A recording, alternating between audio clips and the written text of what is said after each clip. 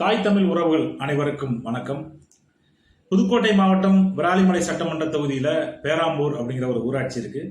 அந்த பேராம்பூர் ஊராட்சியை சுற்றி பல கிராமங்கள் இருக்கின்றன. மருதங்குடி, நாங்குப்பட்டி, நீர்பழனி, ஆலங்குடி, பாக்குடி, சூரியூர், தென்னலூர், மதையானைப்பட்டி, இந்த மாதிரி கிராமங்கள்லாம் அந்த பேராம்பூர் ஊராட்சியை சுற்றி இருக்கின்றன. இந்த கிராமத்தில் வசிக்கிற ஆண்கள், குறிப்பாக மது பிரியர்கள்லாம் ஒரு டாஸ்மாக் கடைக்கு போகணும், மது வாங்கணும் அப்படின்னா இந்த பேராம்பூர் ஊராட்சி தான் வர வேண்டியிருந்தது. பேராம்பூர் ஊராட்சியில் தான் மதுக்கடை இருந்தது. இப்போ இந்த பகுதியில் உள்ள ஆண்கள்லாம் எல்லாரும் பேராம்பூரில் குவியறதுனால பேராம்பூர் ஜெகஜோதியா எப்போதுமே குடிகாரர்களுடைய ஒரு உலகமாகவே பேராம்பூர் இருந்திருக்கு. இதனால அந்த பகுதி பெண்கள் மட்டும் இல்லாமல் இந்த குறிப்பிட்ட கிராமங்கள் அனைத்திலுமே உள்ள பெண்கள்லாம் எப்போதுமே ஆண்கள் மதுக்கடையிலே இருக்கிறதுனால பெரிய வாழ்வாதார பிரச்சனைக்கு உள்ளாகிருக்கிறாங்க. ஏன்னா ஆண்கள் தினக்குடிக்கு தான் போகிறாங்க, பெண்களும் தினக்குடிக்கு தான் போகிறாங்க. அங்கே ஒன்றும் பெரிய தொழிற்சாலைகள்லாம் ஒன்றும் இல்லை, எல்லாருமே வேலைக்கு போய் தான் விவசாய வேலை தான் பார்க்குறாங்க. இப்போ இதில் வர்ற வருமானத்தை ஆண்கள் குடிக்கிறது மட்டும் இல்லாமல் பெண்களுடைய இந்த சிறுவாடு பணமாக சேர்த்து வைப்பாங்களா, அதையும் எடுத்து குடிச்சிருது. அது மட்டும் இல்லாமல் வீட்டில் உள்ள அண்டா குண்டா இருக்கிற நகை நாட்டு எல்லாத்தையுமே விற்றுட்டு குடிக்கிறதுனால வீட்டில் எதுவுமே இல்லை. இப்போ பெண்கள்லாம் வெறும் தாலி கயிறோட தான், மஞ்சள் கயிறோட மட்டும் தான் தெரியுறாங்க. அதை அவங்களே சொல்கிறாங்க. அப்போ அந்த மாதிரி ஒரு நிலைமையில தான் அந்த ஊரில் உள்ள மக்கள் இருந்துக்கிறாங்க. இப்போ இந்த பெண்கள்லாம் இந்த கடையை இருக்கிறதுனால தானே இவ்வளோ தூரம் அழிச்சாட்டியம் பண்ணுறாங்க, அட்டூழியம் பண்ணுறாங்க. அதனால இந்த கடையை நம்ம எப்படியாவது இந்த கடையை போராடியாவது தூக்கணும் அப்படிங்கிற ஒரு முடிவுக்கு வர்றாங்க. அப்போ அவங்களுக்கு எப்படி போராட்டத்தை எடுக்கிறது அப்படின்னு தெரியல. அப்போ அவங்க இந்த சாராய கடைக்கு எதிராக எப்போதுமே இருக்கிறது நாம் தமிழர் கட்சி தான் அந்த கடையை எடுத்து போராடுறது. அதனால நாம் தமிழர் கட்சி உறவுகளை அணுகுறாங்க.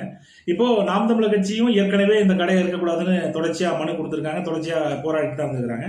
இப்போ பெண்களும் சேர்ந்ததுனால அவங்களுக்கு ரொம்ப எளிதாக போச்சு, நாம் தமிழர் கட்சிக்கு ரொம்ப எளிதாக போயிடுச்சு. இப்போ பெண்களோட சேர்ந்து மறுபடியும் மாவட்ட ஆட்சியர் உட்பட அரசு அதிகாரிகளெல்லாம் மனு கொடுக்குறாங்க. இந்த கடையை அந்த ஊர்லேருந்து தூக்கணும், கடை வரக்கூடாது அப்படின்னு சொல்லி மனு கொடுத்துருக்குறாங்க.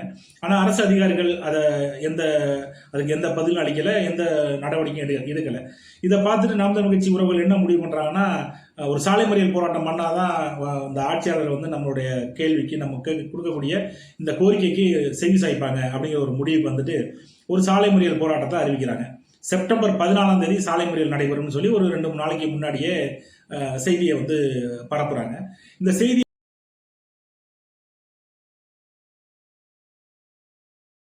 கேள்விப்பட்ட உடனே விராலிமலை பகுதியில் விராலிமலை காவல் ஆய்வாளர் தொடர்பு கொண்டு நம்ம நாம் தமிழ் கட்சி உறவுகளை தொடர்பு கொண்டு இந்த மாதிரி நீங்கள் போராட்டம் நடத்துறதுக்கு முன்னாடி சமாதான பேச்சுவார்த்தைக்கு வாங்க, விராலிமலையில் உள்ள விராலிமலை வட்டாட்சியர் தலைமையில் நம்ம பேச்சுவார்த்தை நடத்துவோம் வாங்க அப்படின்னு சொல்லி கூப்பிட்டுருக்காங்க. அப்போ 14ஆம் தேதி போராட்டம்னா 13ஆம் தேதி மாலை 4 மணிக்குன்னு சொல்லி விராலிமலைக்கு வர சொல்கிறாங்க. அங்கே போனால் ஒரு பேச்சுவார்த்தை நடக்குது. அந்த பேச்சுவார்த்தையில் சுமூகமான தீர்வு எட்டப்படலை. ஒரு தேதி குறிப்பிடாமல் கடையை நாங்கள் எப்படியாவது தூக்கிடுறோம் பண்ணிடுறோம்னு சொல்கிறாங்க. அதுக்கு நம்ம உறவுகள் செவி சாய்க்கலை. அப்போது நாங்கள் திட்டமிட்டபடி போராட்டம் நடக்கும் அப்படின்னு சொல்லிட்டு செப்டம்பர் 14ஆம் தேதி நாம் தமிழர் கட்சி உறவுகள் மட்டும் இல்லாமல் மக்களோட சாலை மறியல் போராட்டத்துக்கு வர்றாங்க. இதை எப்படியாச்சும் தடுத்துறோம்னு சொல்லி நூற்றுக்கணக்கான காவல் அதிகாரிகளை அங்கே குவிக்கிறாங்க காவல்துறை. அதையும் தாண்டி நாம் தமிழர் கட்சி உறவுகள் அங்கங்கே இருந்து சாலை மறியலை பண்ணிட்டாங்க. அப்போ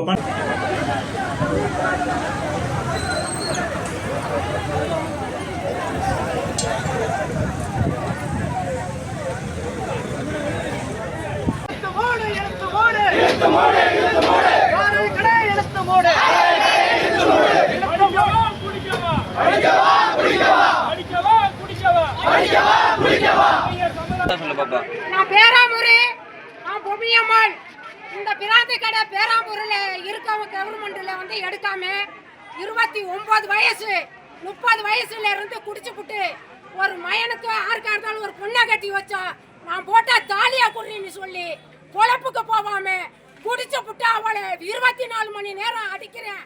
நாங்க போய் கேட்டா உனக்கு இங்க என்ன வேலைன்னு சொல்லி பெத்தவங்களுக்கு சோறு போடாம பெத்தமைய வீதியா அடிக்கிறேன். நாங்க எங்க போய் தங்குவோம்? எங்களுக்கு எந்த நிலைமையும் இல்லை. 2 குழந்தை கவர்மெண்ட் பெத்துக்க கூடாது, ஆணா இருந்தாலும் பொண்ணா இருந்தாலும் கட்டுப்பாட பண்ணிக்க சொன்னீங்க. அப்ப இந்த உயிரை சாவ சொல்லி இழக்க சொல்லி பிராந்தி கடையை கொண்டாந்து வச்சு ஊரில் கவர்மெண்ட் உயிரை சாவ சொல்லி வச்சிருக்கிறீங்க. எங்க பேராம்பூரில் அந்த பிராந்தி கடை இருக்க கூடாது. கூடாது, ஒழிக்கணும். இல்லைன்னா நாங்க மொத்த பூரா சாவணும். எங்களுக்கு ஏதாவது கவர்மெண்ட் வேற வழியே இல்லை, உத்தரவு கொடுக்கணும். நாங்க சாவறதுக்கு தான் வழி. அதுல எங்களுக்கு எதா இருந்தாலும் கவர்மெண்ட் எங்களுக்கு கேட்டு செய்யணும். இங்க பாரு, காலி பாசி கூட இல்லை. நாங்க வெறுமுண்டையா இருக்கிறோம். உழைக்க போனோம்னா 300 ரூபாய் சம்பளம், அதையும் கொடுறேன்னு சொல்லி வாங்கி எங்களை அடிக்கிறேன். வீட்டுல நிம்மதியான தூக்கம் கிடையாது. எங்களுக்கு ஏதாச்சும் அதிகாரிங்க வந்திருக்கிற மக்கள் எங்களுக்கு உயிருக்கு பாதுகாப்பா இருக்கிறதா இருந்தா பிராந்து கடை இருக்கக்கூடாது. என்ன சொல்றீங்க? பண்ணும்போது அந்த பகுதியில் இருந்த காவல் ஆய்வாளர், காவல்துறை அதிகாரிகள் வந்து பேச்சுவார்த்தை நடத்துகிறாங்க. இதுக்கிடையில் வருவாய் கோட்டாட்சியர், இலுப்பூர் வருவாய் கோட்டாட்சியர் வந்து நான் நாளைக்கு வாங்க, 15ஆம் தேதி வாங்க, நம்ம பேச்சுவார்த்தை நடத்தி இதை சுமூக உடன்பாடு எடுப்போம் அப்படின்னு சொல்லி அந்த சமாதான பேச்சுவார்த்தைக்கு கூப்பிட்டுருக்குறாங்க. அப்புறம் அதன் பிறகு நாம் தமிழர் கட்சி உறவுகள் அங்கேருந்து கலைஞ்சு போயிருக்கிறாங்க. அதுக்கப்புறம் அடுத்த நாள் சமாதான பேச்சுவார்த்தை விராலிமலையில் மணிக்கணும் இலுப்பூர் கோட்டாட்சியர் அலுவலகத்தில் நடந்தது.